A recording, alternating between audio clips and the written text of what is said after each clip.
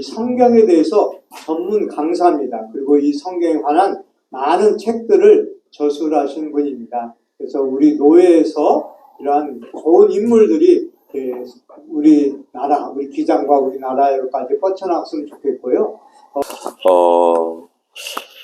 장로님들하고 목사님들이 함께 계셔서 어떻게 강의할까 정말 고민 많이 했어요. 그 고민의 결과가요. 처음엔 자료집을 만들었어요. 여러분에게 드리려고. 그 자료집 다 실려 있고요. 근데 그 자료집 갖고 하면은 좀 안 될 것 같아서 강의록을 다시 썼습니다. 그래서 강의록도 앞에 있습니다. 그래서 강의록을 가지고 이 자리에 서서 하려고 했는데 지금 보니까 이제 강의록도 좀 압축을 해야 하는 상황인 것 같습니다. 예, 그래서 어떻게 진행될지는 저도 장담을 못 하겠습니다. 하여튼 뭐 최선을 다해서 하는데요. 우선은 쉽게 말씀드리면 제가 1998년도에 단독 목회를 해남에서 시작했는데 목회를 하면서 깨달은 게 그거예요. 안수 받았잖아요. 부교육자 때 설교를 한 두세 번 하는 건 괜찮은데 단독 목회를 딱 시작하니까 새벽 기도회를 7번 하고 주일날, 그때는 주일 저녁, 수요일 이렇게 하면 10번이더라고요. 거기다가 금요 철야하고 또 신방 몇 개 하고 그러면 일주일에 설교를 12개에서 보통 15개, 대신방 때는 일주일에 설교를 한 30개 정도를 준비해야 하더라고요. 그러면서 제가 고백한 게 그거예요. 내가 성경을 모른다. 그리고 결심한 게 하루에 한 장씩 설교를 쓰자. 하루에 한 장씩 설교를 쓰기 시작하면서 그 세월이 지금 20년이 좀 넘었어요. 근데 그러다 보니까 제일 처음에 제가 쓴 거 지금도 갖고 있거든요. A4지 한 장에다 이렇게 쓴 것들 갖고 있는데 남에게 보여주기 부끄러울 정도로 이제 그런 걸 썼는데 그걸 한 번, 두 번, 세 번, 네 번, 5번, 6번 이렇게 반복하면서 지금은 사실은 A4지 한 장에 컴퓨터로 짜임새를 만들어서 1189장의 짜임새를 만들고 지금 그거 잠언하고 있습니다. 욥기가 어려울 줄 알았는데 잠언이 더 어렵더라고요. 짜임새를 보려고 하니까. 사실은 볼 수 없는데 그래도 설교하기 위해서 만들어 가고 있습니다. 근데 그러다가 이제 우리 토목사님께서 이런 자리를 마련해 주셨는데요. 제가 교인들에게 성경을 강의하는 가장 기본적인 틀은 이거예요. 성경은 66권이고 1189장인데 한 권의 책으로 돼 있지 않냐.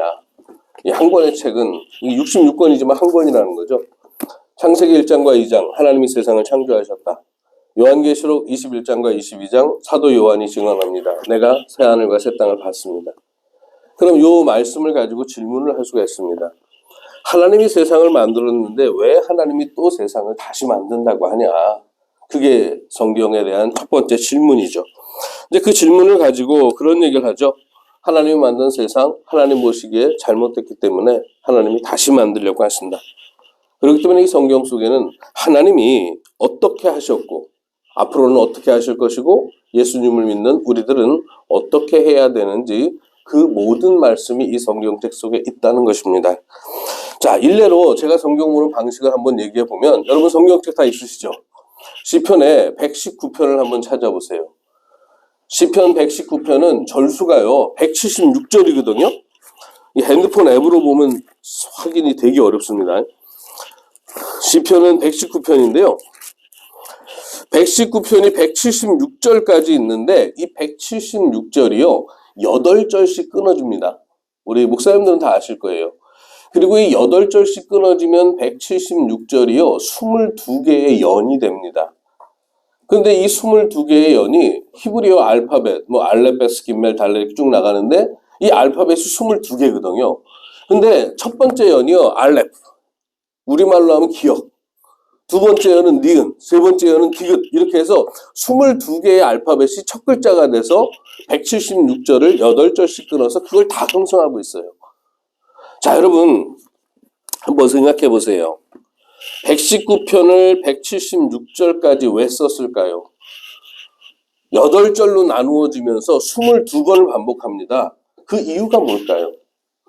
저는 그렇게 생각합니다. 이 119편을 쓴 사람이 물론 성령의 감동으로 썼지만 저자 나름의 계획을 가지고 심혈을 기울여서 성령의 감동 속에서 하나님의 인도하심 속에서 정성껏 썼습니다. 이 저자가.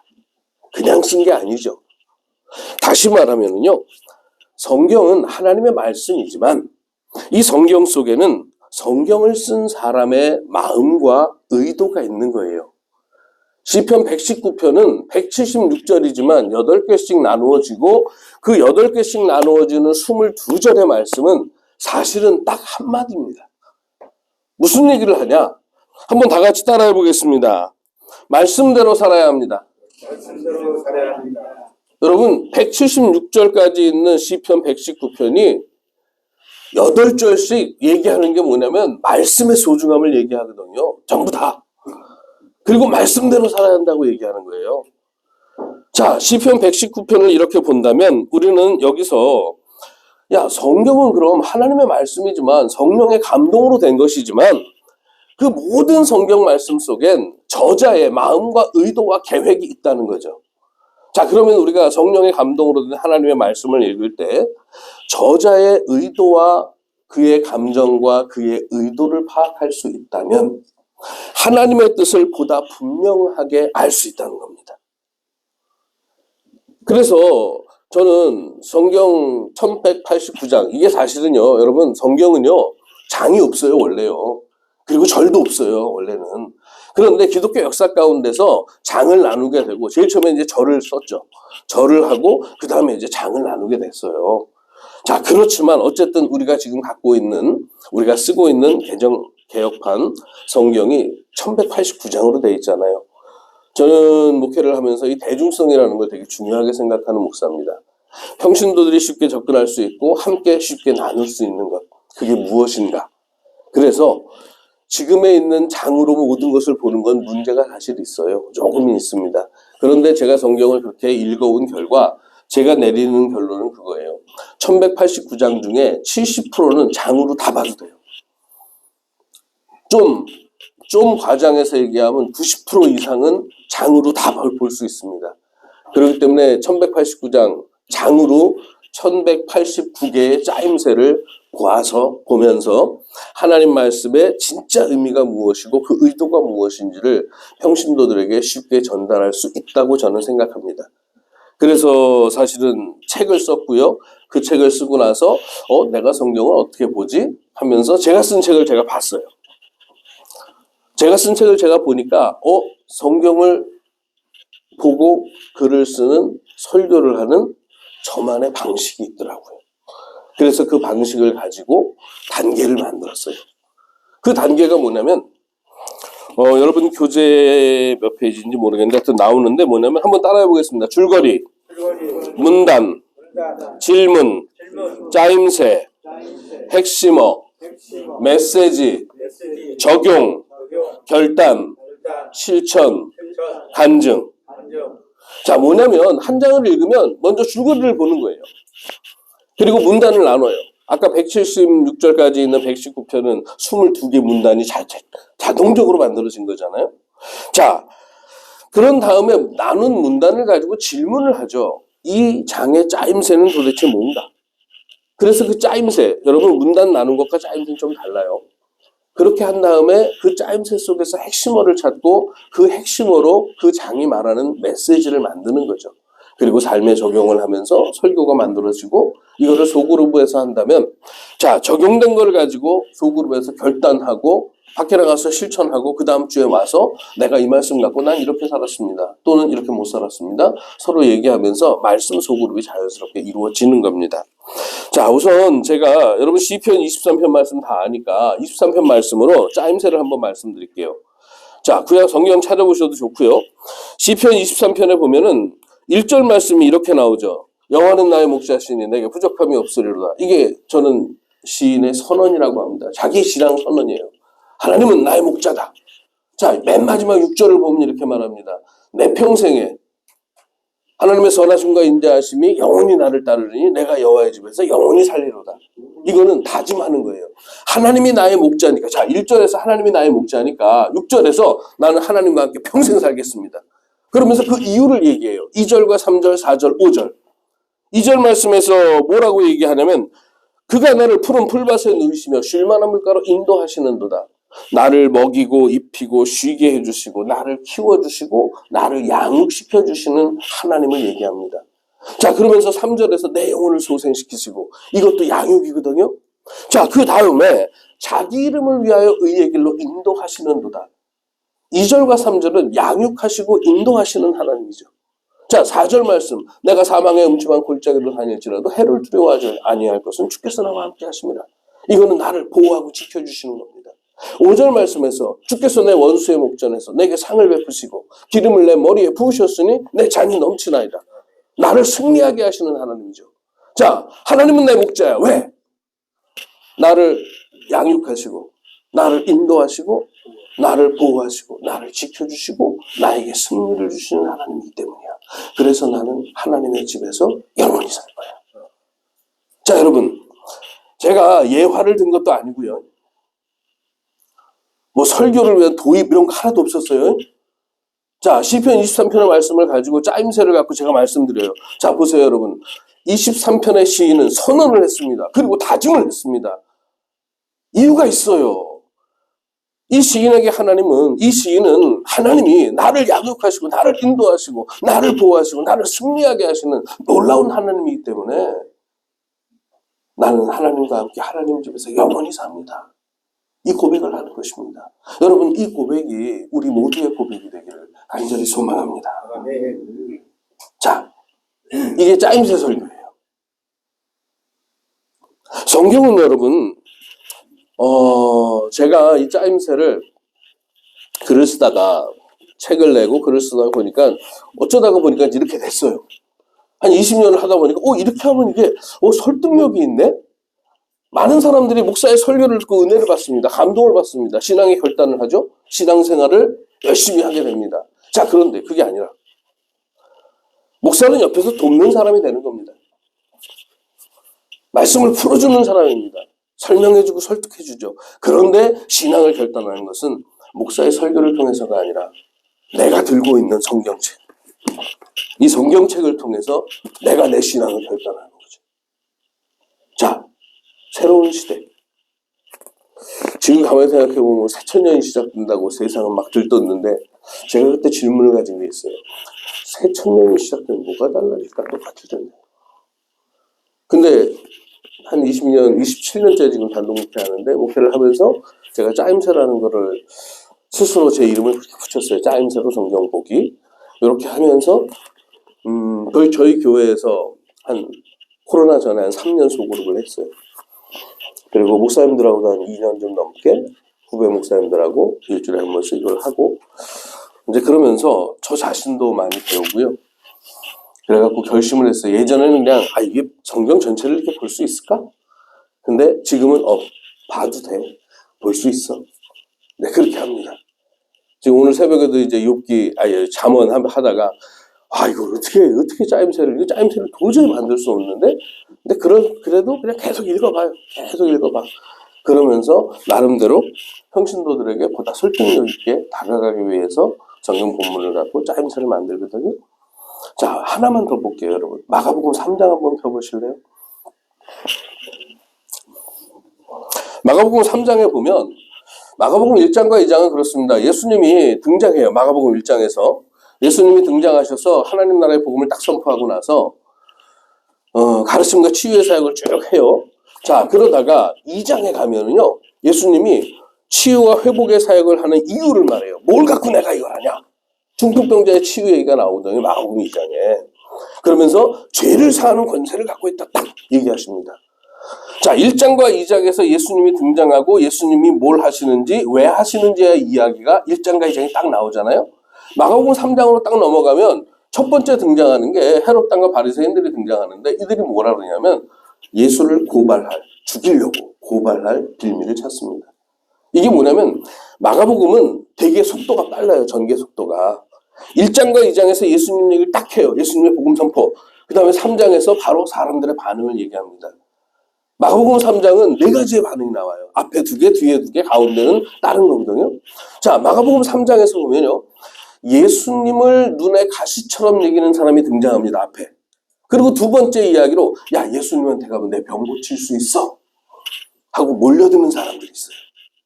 자, 그리고 세 번째 반응은 병 고치는 예수님을 보고서 손가락질하면서 저놈 저거 미쳤어, 저거 귀신의 힘을 빌려서 저짓거리 하는 거야. 근데 그 소식이 가족에게까지 들어가니까 예수의 어머니와 형제들이 예수님을 찾아와요. 그 이야기가 마가복음 3장이에요. 자, 앞에 예수님을 잡으려고 하는 사람들, 예수님에게 병 고치려고 하는 사람들 두 부류가 등장하고, 뒤에 예수님의 병 고침을 가르쳐서 귀신의 힘을 빌려서 하는 거다. 그리고 가족들이 걱정스러운 마음으로 찾아오는 이야기. 이 두 이야기가 있고 그 가운데요, 예수님이 12 제자를 부르십니다. 여러분 짜임새가 보이세요? 자, 1번, 2번, 3번, 4번, 5번. 자, 이 5개에서 앞에 2개, 뒤에 2개. 이 반응이죠. 그리고 나서 예수님이 12 제자를 부르셨다는 이야기가 정중앙에 있어요. 자, 여러분, 이게 짜임새 아닐까요? 정확하게 보이죠? 이게 대꾸라고도 하고, 뭐 키아준 구조라고 얘기할 수 있을 것 같아요, 저는. 자, 이렇게 해서 평신도들에게 이걸 설명해주고 나면, 어떨까요? 예수님이 뭘 하셨는지 분명히 드러나잖아요. 성경을 통해서, 말씀을 통해서, 하나님의 말씀을 통해서 하나님의 의도를, 마가복음의 의도를 직접 확인하게 해주는 거예요. 제가 지금 이 자리에서 1장에서 16장까지 이렇게 짜임새를 말씀드리면 시간이 안 돼요.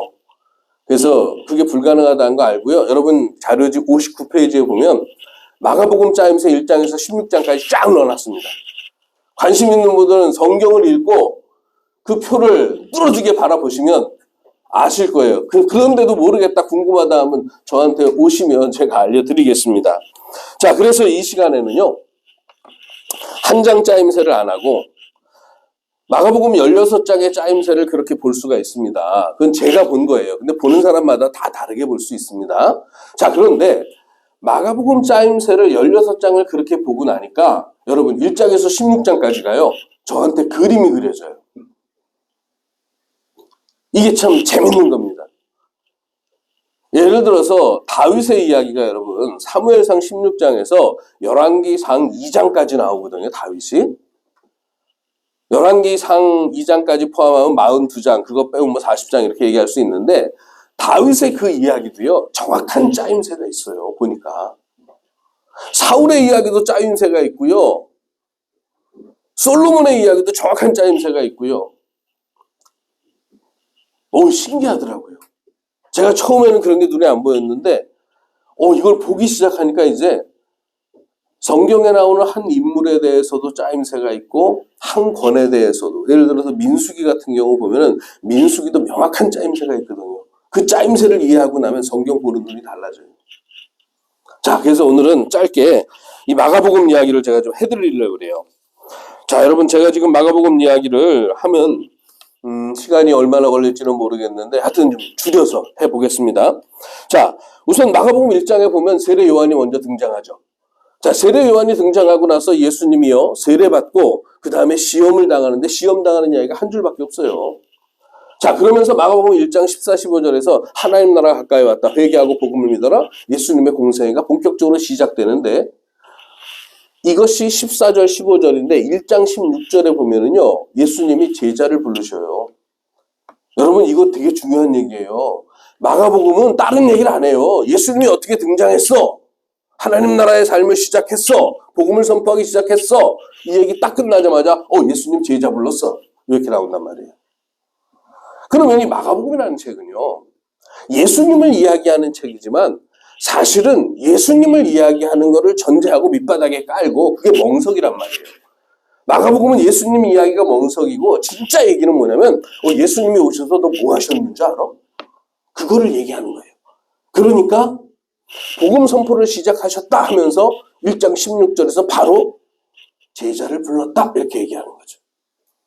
자, 그러면서 1장에 여러분 제자를 부르고 나서 그 다음에 예수님이 가르침의 사역과 회복, 치유의 사역이 이어지는데, 맨 마지막에 1장 마지막에 나병 환자를 치유하는 이야기가 나와요. 그런데 그 나병 환자 치유 얘기 40절에서 45절의 말씀을 읽어보면 다른 치유 사역과 좀 다른 게 있어요. 나병 환자를 치유하고 나서 예수님이 뭐라 그러냐면 너 가서 제사장에게 네 몸을 보여라 그래요. 왜냐면 나병 환자는 마을 밖으로 동굴 같은 데서 모여 살았거든요. 가족을 못 만나요. 자, 근데 제사장에게 몸을 보이고 나면 치유된 것이 확인되면 가족에게로 마을로 돌아갈 수 있습니다. 저는 이 1장 말씀을 어떻게 보냐면 예수님이 오신 이유가 뭐냐? 울타리 밖으로 밀려난 사람들을 울타리 안으로 데리고 들어오기 위해서 예수님은 이 땅에 오셨다. 우리는 흔히 예수님의 오심을 우리를 구원하기 위해서라고 말하거든요. 맞아요. 우리를 구원하기 위해서. 자, 근데 나병 환자에게 구원은 뭘까요? 나병의 치유죠. 가족에게 돌아가는 것입니다. 그래서 예수님의 사역은 마가복음은 박영배 목사가 보는 거는 예수님은 회복을 위해 오셨어. 이게 1장의 요약이에요. 자, 그러면 회복을 위해서 오셨는데 나병 환자를 치유하면서 하나님 나라의 복음을 전했는데 그럼 그걸 어떻게 만드냐? 2장으로 딱 넘어가면 중풍병자 이야기가 나오죠. 중풍병자 이야기 좀 전에 말씀드렸잖아요. 자, 중풍병자 이야기에서 보면 이렇게 말하고 있습니다. 2장에 보면은요, 10절에 나는 죄를 사하는 권세를 가지고 왔다. 그러면서 17절에서 나는 죄인을 불러왔다. 요 얘기를 새 포도주를 새 부대에 넣는 것이다. 22절에서. 안식일을 지키기 위해 사는 인생이 아니라 안식일은 사람을 위해 있어. 27절. 그리고 이어지는 28절에서 인자는 안식일의 주인이다. 여러분, 죄를 사하는 권세를 가지고 있다. 예수님은 이것을 가지고 세상을 회복하기 위해서 유대교라는 전통 질서 울타리 밖으로 밀려난 사람들을 안으로 데리고 들어오려고 오신 분이 하나님 나라를 온전히 회복하려고 하시는 예수님의 사역의 본질이 거기서 드러난다고 생각합니다. 자, 그런데 1, 2장에서 예수님은 그런 분인데 이걸 하려고 오셨는데 사람들의 반응이 뭐냐? 아까 얘기한 대로 야, 이거 안 되겠다. 이놈 큰일 났어. 이거 처벌해야지. 헤롯 당과 바리새인들. 근데 정작 아픈 사람들은 예수님 만나서 병 고치자고. 좀 주변에서 울타리에서 예수님을 지켜보던 사람들은 저 인간 저거 귀신의 힘을 빌려서 쫓아내는 거예요. 예수님의 가족들은 큰일 났다. 집으로 데리고 오자. 근데 그 가운데서 예수님은 아까 우리 1장에서 제자를 부르기 시작했잖아요. 3장에서 정가운데 12제자를 부르셨다고 딱 나옵니다. 그러면서 4장과 5장이 뭐냐면 4장에서는 씨 뿌리는 자의 비유라고 우리 흔히 기억하는데 맞아요. 근데 분명히 말합니다. 씨는 말씀이다. 말씀을 예수님은 가르치시는 거지. 그리고 좋은 땅이 되라고 하는 겁니다. 자, 그 다음에 5장에서 보면 3가지 치유 사건이 나오거든요. 거라사에 귀신 들린 사람. 그 다음에 회당장 야이로의 딸. 그 다음에 하혈하는 여인이 등장합니다. 그런데 이 3가지 사건에 공통적인 게 하나 있어요. 자, 공통적인 게 뭐냐면 여러분 한번 찾아보세요. 자, 5장 6절에서 이렇게 말합니다. 5장 6절에서 이 거라사 귀신 들린 사람이 예수님에게 달려와서 절을 했다. 자, 그리고 회당장 야이로는 예수님의 발 앞에 22절입니다. 엎드렸다. 혈루증 앓는 여인도 예수님의 옷을 만져서 자기 몸이 치유된 것을 알고 두려워 떨면서 33절에 예수님 앞에 엎드렸다. 마가복음 5장에서 반복적으로 등장하는 것은 절하고 엎드리고 이 4장과 5장의 이야기를 한번 합쳐보세요. 예수님이 제자들을 불러서 말씀을 뿌리면서 씨를 뿌리면서 너 엎드릴 줄 알아야 된다는 거죠. 물론 좋은 땅이 되어야 한다는 거 맞습니다. 그래서 저는 마가복음을 전체 그림으로 볼 때 어떻게 보냐면은 이 4장과 5장은 예수님이 제자들을 처음으로 교육하신 대목이라고 봅니다. 자, 이렇게 보는 이유가 있어요. 왜냐면 마가복음 6장으로 딱 넘어가면요. 예수님이 나사렛 자기 고향에 갔는데 배척당하셨어요. 그러면서 이어지는 얘기가 뭐냐면 세례 요한이 죽고 나서 예수님이 그런 사역을 하니까 활동을 하니까 세례 요한이 살아났어. 사람들이 그렇게 얘기하거든요. 그런데 그 와중에 예수님은 마가복음 6장에서요. 12제자를 둘씩 짝지어서 파송하셨습니다. 여러분 한번 생각해 보세요. 복음 사역을 시작하자마자 예수님이 제자를 불렀어요. 마가복음 3장에서 12제자를 불렀어요. 마가복음 6장에서는 4장, 5장 교육하고 6장에서 제자들을 파송하셨습니다. 엄청나게 진도가 빠르다는 생각 안 드세요? 이건 말하는 의도가 너무나 분명한 거죠. 예수님은요, 너희들도 나처럼 해라. 둘씩 짝지어 보내면서 예수님은 너희들도 나처럼 해라. 그렇게 하시는 거예요. 근데 성경이 증언하는 거는 제자들이 둘씩 짝지어 가서 복음을 전하고 돌아왔습니다. 자, 30절에 보면 6장 30절에 사도들이 예수께 모여 자기들이 행한 것을 가르친 것 낱낱이 고하니 그랬어요. 31절에 잠깐 쉬어라. 그러면서 예수님은 계속해서 가르치셨습니다. 35절에 보면 제자들이 날이 저물어 가니까 예수님 날도 저물었습니다. 36절에 이 무리들을 보내서 두루 촌과 마을로 가서 뭔가를 좀 사 먹게 해야 됩니다 하고 얘기해요. 자, 근데 중요한 게 여러분 37절이에요. 37절 성경 가지고 있어 한번 읽어볼까요? 다 같이 시작. 대답하여 이르시되 너희가 먹을 것을 주라 하시니 어짜오되 우리가 가서 200데나리온의 떡을 사다 먹으리까. 자, 여러분 보세요. 돈이 200데나리온이나 필요한데 예수님이 너희가 먹을 것을 줘라. 이게 뭘까요? 예수님이 지금 농담하거나 장난하는 걸까요? 저는 그렇게 생각 안 해요. 둘씩 파송해서 보냈습니다. 가서 복음 전하고 병자 치유하고 귀신 내쫓았단 말이에요. 물론 예수님은 그 자리에 없었죠. 제자들이 돌아와서 우리가 그렇게 했습니다. 예수님처럼 우리도 했습니다. 그러니까 예수님이 그러는 거예요. 야, 이 사람들 배고파. 니들이 먹을 거 줘. 내 앞에서 하나님의 능력 보여봐. 해봐. 근데 못하잖아요. 그러니까 오병이어의 기적을 예수님이 하신 거예요. 저는 오병이어의 기적 중요해요. 뭐 기적을 가능하냐 가능하지 않냐. 저 신학교 1학년 때 그것 가지고 막 논쟁하고 막 그랬어요. 근데 지금 성경을 보니까 오병이어의 기적 이게 중요한 게 아니라 왜 오병이어의 기적이 나오냐는 거예요. 마가복음이 제자들을 얘기하고자 하는 관점으로 본다면 오병이어의 기적 자체가 중요한 게 아니고 정말 중요한 건 예수님이 제자들에게 야 니들 했잖아. 여기서도 한번 해봐. 근데 제자들이 못해요. 그래서 예수님이 기적을 행하시고 자 남자만 5,000명이 먹고 12강줄에 남았다는 얘기예요. 자 그리고 나서 제자들을 예수님이 갈릴리 바다에서 배 태워 보낸단 말이에요. 자 예수님 같이 안 갔어요. 자 그런데 어떤 일이 벌어지냐. 저녁이 되고 예수님이 갈릴리 바다를 그 위를 걸어가셨다고 성경은 말하거든요. 이거 기적이죠. 자 그런데 그 기적 속에서 48절 보세요. 48절에 바람이 거스름으로 제자들이 힘겹게 노젓는 것을 보시고 밤 4경쯤 바다 위로 걸어서 한번 같이 읽을까요? 시작. 그들에게 오사 뭐? 아니 기껏 났는데 왜 지나가요? 이게 뭐예요 도대체? 여러분 성경 읽으면서 이상하다는 생각 안 하셨어요? 예수님이 보시려고 그러는 거예요. 파도가 치는 바다에서 너 오병이어는 실패했잖아. 이번엔 어떻게 하는지 내가 봐야지. 근데 아무것도 못해. 그러니까 예수님이 배에 오르시는 거죠.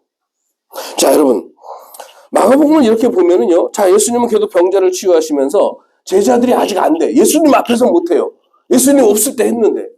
그러니까 제자들에게 예수님이 계속 가르치기 시작합니다. 자, 뭐라고 가르치냐? 7장으로 이어지는 거죠.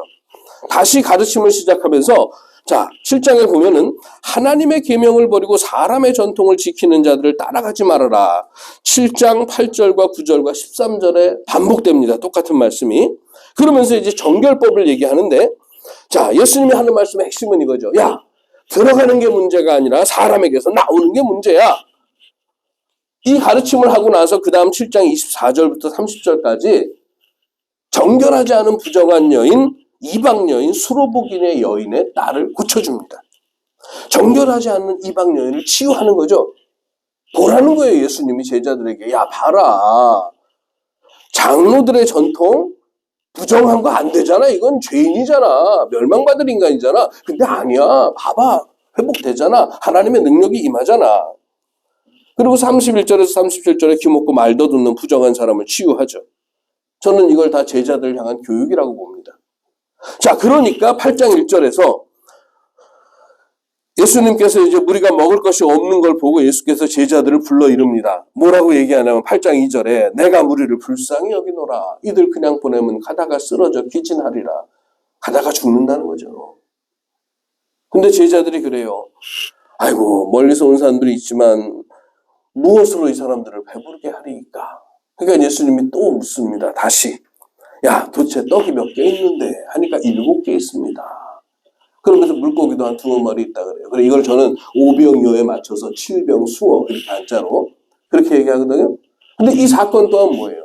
예수님이 제자들을 시험하시는 거예요. 끊임없이 가르치면서. 자, 오병이어의 이야기도 시험. 무리를 걸어가서도 지나가려고 하심의 시험. 7병 수어의 이야기도 똑같이 시험이죠. 이렇게 보면 예수님은 4장, 5장에서 1차로 가르치시고 교육하시고 또 지금 똑같이 교육을 하시는 겁니다. 자, 여러분, 교육은 계속해서 이어지는 거죠. 자, 그런데 8장 뒷부분에 보면 그래요. 맹인 이야기가 나오거든요. 이렇게 가르치시면서 8장 22절에 벳세다에 이르러서 맹인을 고쳐주는데 23절 셋째 줄에 무엇을 보이느냐 하고 예수님이 물어요. 근데 이것이 이제 맹인을 고쳐주니까 네 눈에 뭐가 보이냐 하는 사실적인 질문이지만 저는 마가복음을 쭉 읽으면서 어떤 생각을 하냐면 이게 예수님 마음속에 있는 답답함이라는 생각도 들어요. 내가 너희들을 그렇게 가르쳤는데 너희들이 좀 눈을 뜨고 깨어나기를 기다렸는데 좀 뭐가 보이냐? 뭐가 보이냐? 그 예수님의 마음 깊은 곳에 있는 어떤 답답함과 애절함과 간절함이 이 맹인 치유 사건 속에 함께 있는 게 아닌가 하고 저는 그런 묵상도 하고요. 이런 묵상을 하는 이유는 이 맹인 사건 이야기가 나오고 나서 곧바로 베드로가 그래요. 우리는 마태복음이나 다른 복음서에 있는 베드로 고백이 여러분 마가복음하고는 달라요. 마가복음에서는 아주 간단합니다.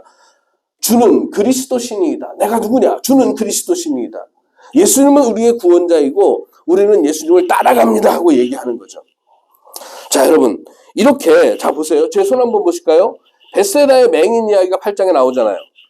10장 마지막에 바디메오의 이야기가 나와요. 여리고의 바디메오. 근데 중요한 게 뭐냐면 예수님이 지금 제자들을 가리키면서 시험하셨잖아요. 오병이어, 물위, 7병 수어. 자, 그런데 이 맹인 사건을 양쪽에 두고요. 벳세다 맹인 사건이 나오고 나서 베드로의 신앙 고백이 있거든요. 베드로의 신앙 고백이 있고 나서 이 여리고에서 눈먼 바디메오를 고치기 직전까지 예수님이 고난을 받고 부활하실 거라는 얘기가 딱 3번 등장합니다. 그 아래. 여러분 성경 보면 알아요. 그러니까 제자들을 가리키면서 예수님이 제자들을 3번 시험하셨어요. 3번 시험하셨는데 베드로가 신앙 고백을 하는 거예요. 예수님이 우리의 구원자입니다. 나는 주님, 예수님 따르겠습니다. 그러니까 예수님이 교육 단계를 한 단계 딱 높이시는 거죠. 교육 단계를 높이시는 게 뭐냐? 야, 내가 예루살렘에 가서 말이야. 고난을 당하고 십자가에 죽어. 그리고 사흘 만에 다시 살아날 거예요. 예수님은 교육 단계를 높이셨어요. 자, 그런데 베드로는 절대로 그런 일이 있을 수 없다고. 그러니까 예수님이 그러잖아요. 사탄아, 물러가라. 자, 그러면서 그 뒤에 이어지는 얘기가 뭐냐면 예수님이 그렇게 난 이제 죽고서 부활할 거다 이렇게 얘기를 하니까 베드로가 못 알아들으니까 예수님이 그래요. 자기를 부인하고 자기 십자가를 지고 나를 따르라 하고 34절에서 8장 얘기하거든요.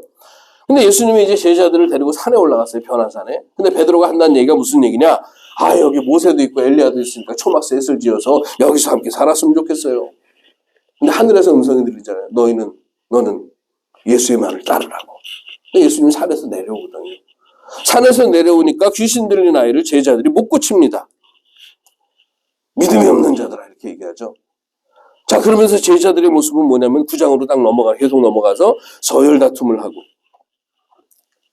예수님의 이름으로 귀신을 내쫓는 사람들이 있다고 해서 그들을 고자질하고 예수님에게 그럽니다. 영의정자리 좌의정자리 나한테 주시오. 자, 무슨 얘기냐면 예수님은 지금 제자들을 시험하셨고 교육 단계를 높이셔서 고난과 십자가와 부활을 얘기하셨는데 제자들은 그거 이해 못하는 거예요. 제자들과 예수님이 지금 계속 평행선을 가고 있는, 이게 만나야 되는데 안 만나져요. 그 얘기를 지금 마가복음 계속 하고 있는 거죠. 자, 예수님은 말씀하십니다. 이런 제자들에게 으뜸이 되고자 하는 자는 종이 되어야 한다. 그러면서 나는 섬기러 왔다. 내 목숨을 많은 사람의 대속물로 주려고 왔어 하고 얘기하죠. 이러면서 맨 마지막에 10장 마지막에 여리고에서 맹인 바디메오의 이야기가 등장하는데 자, 10장 52절 한번 보세요. 10장 52절에 뭐라고 나오냐면 바디메오가 눈을 떴습니다. 자, 바디메오가 어떡하냐? 집으로 돌아가는 게 아니에요. 예수께서 이르시되 가라 네 믿음이 너를 구원하였느니라 하시니 그가 곧 보게 되어 예수를 길에서 따르니라. 자, 여러분 마가복음이요 엄청난 짜임새가 있어요. 제일 처음에 4장 5장 가르쳤잖아요. 그죠? 두 번째 가르쳐 시험하면서 오병이요 물위 칠병수어. 베드로 신앙 고백 있어요. 아, 내가 고난과 십자가 부활 3번 얘기해요. 그리고 나서 맹인 베세다, 맹인 바디메오. 그리고 나서 예루살렘으로 들어가시는 거죠. 자, 예수님이 예루살렘을 딱 들어가고 나서 그 다음에 어떻게 되나 보세요. 스가랴 9장 9절에 있는 대로 예수님이 나귀 타고 들어가세요. 이스라엘의 왕임을 선언하는 거죠. 자, 그러면서 무화과 나무를 저주했습니다. 왜? 열매가 없으니까. 자, 그리고 성전을 정화하셨죠. 자, 무화과는 말라버리고 이런 일련의 사태 속에서 대제사장과 장로들은 예수님의 권위를 문제 삼아 질문을 던집니다.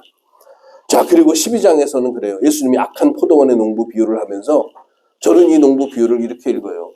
니들이 결국엔 나 죽일 거잖아. 예수님이 다 알고 있으니까. 니들이 나 죽일 거잖아. 그러면서 논쟁이 시작됩니다. 이 논쟁도 여러분 먼저 예수님에게 3가지 질문을 해요. 첫 번째 질문, 세금 바쳐야 하냐? 두 번째 질문, 형제가 많은데 큰 형이 자식 없이 죽었어요. 자, 형수가 있어요. 동생이 형수를 통해서 형의 아들을 낳아줘야 되는데 형제들이 다 죽었습니다.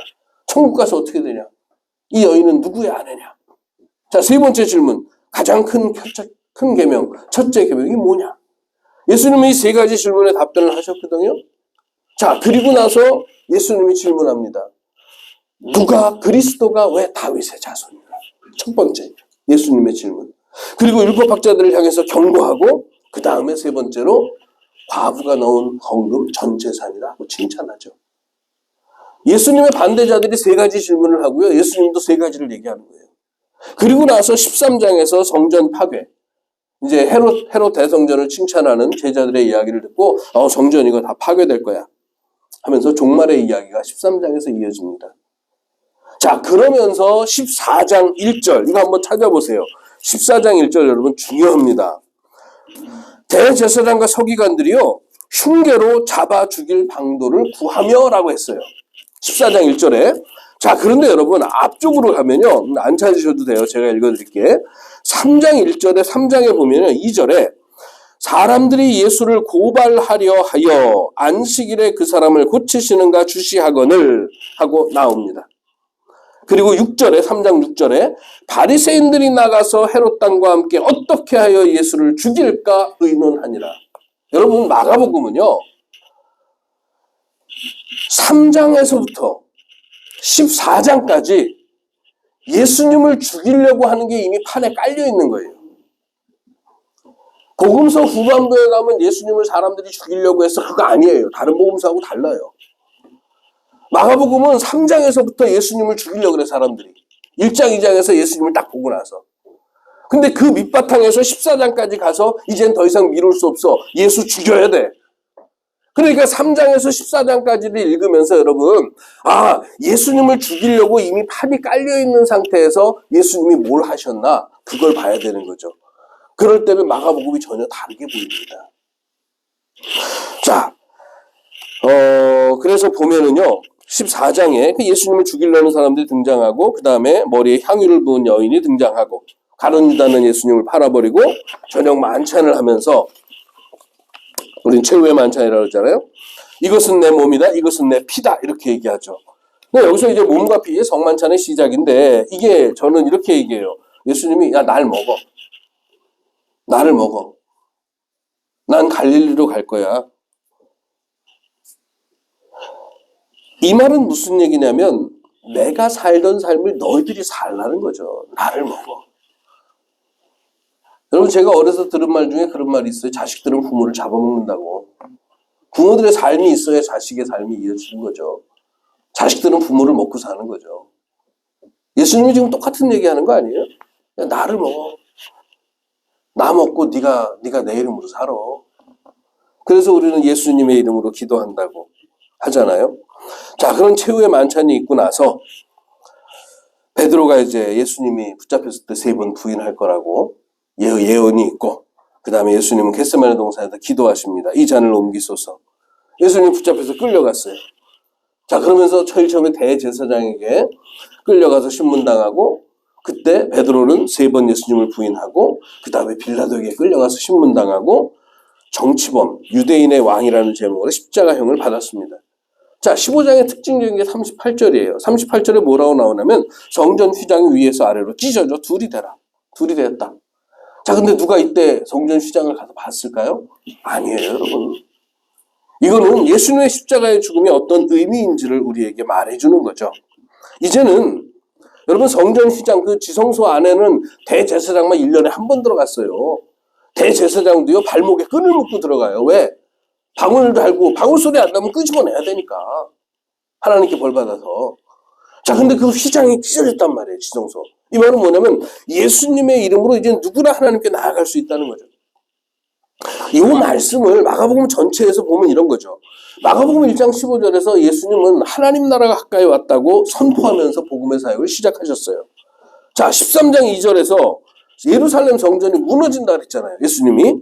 자, 15장 38절에서 성전 휘장이 찢어졌어요. 여러분, 이 성전 휘장 얘기는 출애굽기에 제일 먼저 나오거든요. 출애굽기에 보면 25장 22절에 여러분 성전 언약궤는 네모난 상자예요. 거기 뭐 십계명 돌판이 들어있고 뭐 그 다음에 아론의 쌍난 지팡이 그리고 만나 항아리 있다 그러는데 어느 성경에는 십계명 돌판만 있어요. 2개의 문이 있어요, 성경 안에. 자, 그런데 어쨌든 그 지성소 안에 네모난 나무 상자 안에 십계명 돌판이 있고 그 뒤에 뚜껑이 속죄소 카포렛 덮개라는 거거든요. 그 지성소 뚜껑 위에 그룹들이 날개를 마주하고 있어요. 하나님이 거기서 모세에게 내가 여기서 너에게 말하겠다고 했거든요. 그렇기 때문에 거기는 대제사장만 들어갈 수 있는 공간이 되는 거죠. 근데 휘장이 찢어졌다는 것은 이제 누구나 직접적으로 하나님을 만날 수 있다는 거죠. 이게 예수님의 죽음의 의미라고 마가복음은 말하는 거죠. 자, 이 말을 다시 말하면 이런 거예요. 예수님이 오셔서 하나님 나라가 가까이 왔고 예수님의 십자가 죽음으로 성전 휘장이 찢어져서 하나님 나라가 누구에게나 본격적으로 시작된 것입니다. 본격적으로 문이 열린 거죠. 예수님은 이렇게 사명을 이루시고 예수님은 부활하셨습니다. 예수님이 말씀하셨어요. 갈릴리에서 보자. 왜? 예수님이 복음 전하다고 오시니까 너도 복음 전해 거기서. 그럼 거기서 너 나 만난다니까? 자, 마가복음 16장 15절과 16절 복음을 전파하라. 믿고 세례를 받는 사람은 구원을 얻을 것이다. 마가복음은 우리에게 믿습니다. 이 지금의 이 내용 전개, 이 내용 예수님에 관한 이 이야기 속에서 이 말씀을 여러분 아멘으로 받아들이시겠습니까? 자, 1장에서 16장까지의 짜임새를 한 장씩 보고 1장에서 16장까지 이렇게 전체적으로 한번 쫙 훑으면 아, 하나님께서 마가복음을 통해서 우리에게 무슨 말씀을 하시는 거지? 여러분 어째요? 몇 장 몇 절부터 몇 장 몇 절까지 읽고 거기에 대한 설교를 들으면서 우리는 평생을 살았습니다. 근데 이제는 조금 바뀌어야 하지 않을까요? 우리가 정말 교회를 위한다면 이제는 액티브 시니어라고 그랬는데 액티브 시니어들은 충분히 이걸 받아들이더라고요. 마가복음은 예수님이 제자를 부르고 제자를 가르치고 제자로 하여금 너희는 내 뒤를 따라와라. 그러면서 십자가를 통해 하나님께로 나아가는 길을 딱 열어놓고 가자. 이 길로 가는 거예요. 신앙생활 어떻게 하면 돼? 이게 신앙생활이야. 마가복음이 우리에게 전하는 바입니다. 그래서 저는 뭐 제가 나는 이렇게 성경을 볼 거야. 한 번도 그렇게 생각한 적 없어요. 근데 하다 보니까 짜임새라는 것을 통해서 성경을 보는데 여러분 성경을 이렇게 보니까요. 아직은 완성이 안 됐어요. 근데 창세기부터 요한계시록까지 어떤 형태로든 이 짜임새를 볼 수 있다는 거죠. 그래서 이 짜임새를 성경을 보는 거를 교인들하고 많이 공유하면 우선은 개인적으로 여러분 제 자신이 새로워졌습니다. 그리고 저와 함께 공부하는 분들도 새로워지고요. 이것이 결국엔 교회를 새롭게 하고 새로운 일꾼들을 세우는 계기가 되더라고요. 그래서 저희 교회에 제가 지금 구함께 10년째 있는데요. 저희 교회 주변부로만 머물렀던 분들 중에서 이것을 통해서 교회 중심부로 들어오시는 분들이 뭐 10명, 20명 이렇게 생기진 않았어요. 근데요, 6, 7명, 8명 생겼습니다. 액티브 시니어들. 그래서, 이거 좋다.